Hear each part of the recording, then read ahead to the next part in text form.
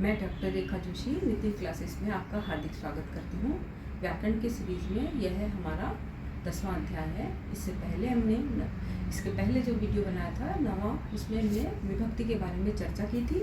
उसमें आपको बताया था कि किस तरह से विभक्तियाँ होती हैं, प्रथमा, द्वितीया, तृतीया, चतुर्थी, पंचमी, षष्ठी, सप्तमी और संबोधन करके हमने विभक्ति के बारे में आपको बताया था। आज हम उन विभक्तियों को शब्द रूप में किस तरह से लिखा जाता है ये बताऊँगी कि जो ये है इसमें हम प्रत्यय लगा के उनको किस तरह से विभक्तियों में यूज़ करते हैं। आशा करती हूँ आपने विभक्तियों के बारे में पढ़ा होगा। अगर आपने नहीं पढ़ा हो तो मेरा पिछला वाला वीडियो देखिए और आप उसको आपको देखेंगे तो आपको ये अगला वाला अच्छी तरह समझ में आएगा। तो चलें आज शुरू करें अपनी क्लास। आज हम पढ़ेंगे शब्द रूप। शब्द रूप किसे कहते हैं? शब्द किसे कहते हैं? कोई भी संज्ञा या सर्वनाम पद को, कि नाम शब्द हो, किसी में स्थान शब्द हो तो हम उनसे संज्ञा शब्द कहेंगे ना। और आज हम पढ़ेंगे संज्ञा शब्द के बारे में। शब्द रूप बताएंगे आपको किस तरह से किया जाता है। जैसे हम राम शब्द लेते हैं, राम शब्द ले पहले, है ना। उस राम शब्द में हमको प्रत्यय जोड़ने पड़ेंगे, ये इस बारे में। जैसे उसका संक्षिप्त रूप कह देंगे मतलब, क्योंकि इसके पहले मैंने आपको बता चुकी हूँ कि वो कैसे था। सुप जस करके इस तरह बताया था ना मैंने आपको पिछले इसमें।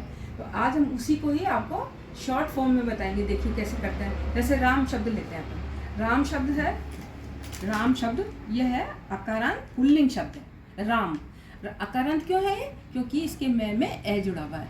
आधा में और ए जुड़ा तो मैं बन गया ना पूरा, तो अकारांत शब्द कहलाएंगे ये। अकारांत पुल्लिंग शब्द, है ना। अब उसमें जैसे विभक्ति, पहले तो विभक्ति, है ना। विभक्ति कौन सी है? फिर वचन, फिर द्विवचन, फिर बहुवचन। इस तरह से किया था ना हमने विभाजन उसका। विभक्ति का विभाजन नहीं होता मतलब, है ना। तो वो कैसे किया था हमने? जैसे हमने प्रथमा विभक्ति ली, प्रथमा ली, उसमें कैसे बनाया? राम है, राम है, रामौ, रामा। इस तरह से किया। एक वचन, द्विवचन और बहुवचन। उसमें हम लोग कैसे प्रत्यय जोड़ते हैं? जैसे राम शब्द है, राम है किया ना, तो इसमें एह प्रत्यय जुड़ेगा। अब जैसे ये तो राम शब्द है, अगर हम कहते हैं कृष्ण शब्द हो तो उसी में भी इसी तरह से होगा। जैसे कृष्ण है, कृष्णौ, कृष्णा, ठीक है ना। फिर द्वितीय विभक्ति, द्वितीय विभक्ति है और कर्म शब्द है। कर्म होता है ना, कर्ता ने कर्म को, तो कर्म है ये। इसमें कैसे करेंगे? रामम, इसमें अम प्रत्यय जुड़ेगा। रामम, रामौ और रामान। तो रामम में अम, इसमें औ और इसमें अम, ठीक है। द्वितीय विभक्ति। अब तृतीय विभक्ति होती है किसके द्वारा? जैसे राम के द्वारा, तो कैसे है? रामेण, रामाभ्याम, रामई। तो राम में एन लगेगा और रामेण शब्द बनेगा।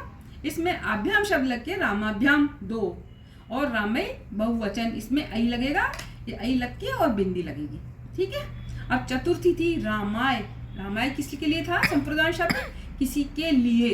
संप्रदान हुआ ना, चतुर्थी विभक्ति संप्रदान हुआ, तो ये क्या किसी के लिए होता है। जैसे रामाय, राम के लिए, इसमें लगा आय, आय प्रत्यय लगा। फिर अगर दो है तो रामाभ्याम, आभ्याम लगेगा, और फिर रामेभ्य, एभ्य लगेगा। इस तरह से चतुर्थी संप्रदान होगी, ठीक है। अब पांचवा था पंचमी विभक्ति अपादान। अपादान कैसे था?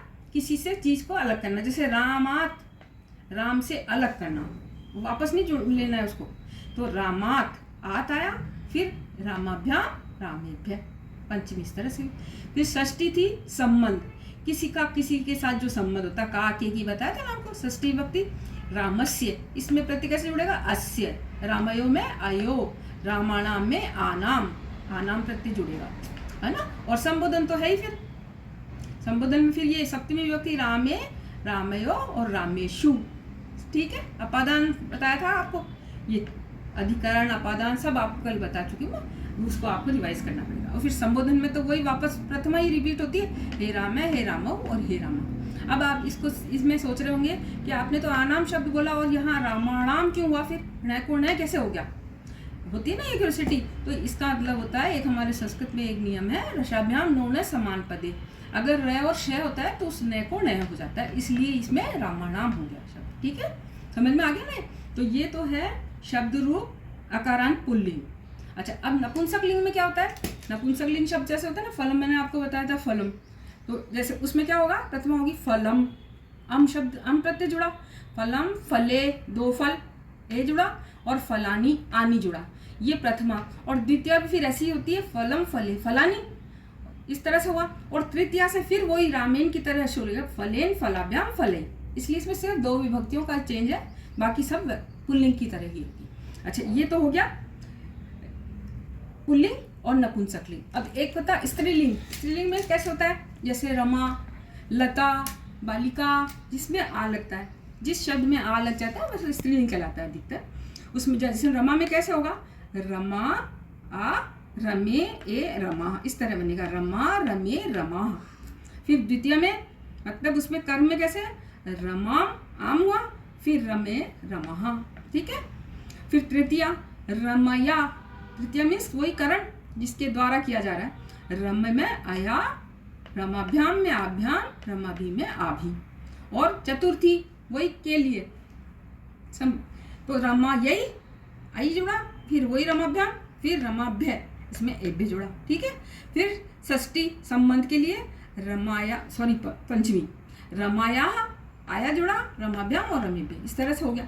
षष्ठी में जैसे संबंध होता है उसमें यही रमाया तो ऐसे ही रहेगा, फिर रमयो आयो जुड़ा, और रमाणाम आनाम जुड़ा, वही आनाम, इसमें देखिए रमाणाम न को आना हो गया है, ये वही वाला है, रसाभ्याम नूण समान पदे, ठीक है ना।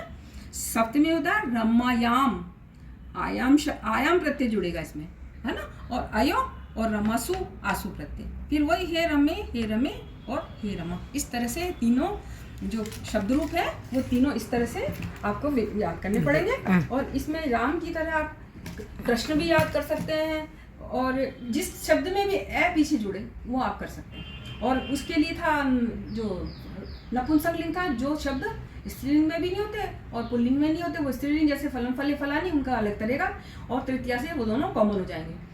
और जो स्त्रीलिंग वर्ड है उसमें सा शब्द होता है, सा मीन्स किसी भी शब्द में आ लगाएंगे हम, जैसे रमा है, लता है, बालिका है, तो आ शब्द होगा ना वह शब्द के लिए, तो वो शब्द वो जो होगा ना वो होगा ये सात है, इस तरह से। तो तीनों तरह के आ गए ना आपको। अब हम कल इसको सर्वनाम में गठित करेंगे। जैसे सर्वनाम में क्या होता है, इसको जैसे राम में शब्द है तो हम कहते हैं सह, भाई हो गया, तो सह से करेंगे, तो फिर उस सह से करके आपको बताएंगे कि सह तऊ ते, इस तरह से करके कैसे इससे विभक्ति में विभाजन होगा और फिर उनको कैसे प्रयुक्त होता है, दोनों तरह के बताएंगे। आज के लिए इतना काफी, नमस्कार। आपको अगर मेरा कोई इसमें से कोई भी आपको डिफिकल्टी है, आप मुझे कमेंट बॉक्स में लिखिए और मेरे इस चैनल को लाइक और सब्सक्राइब कीजिए। आज के लिए काफी, नमस्कार।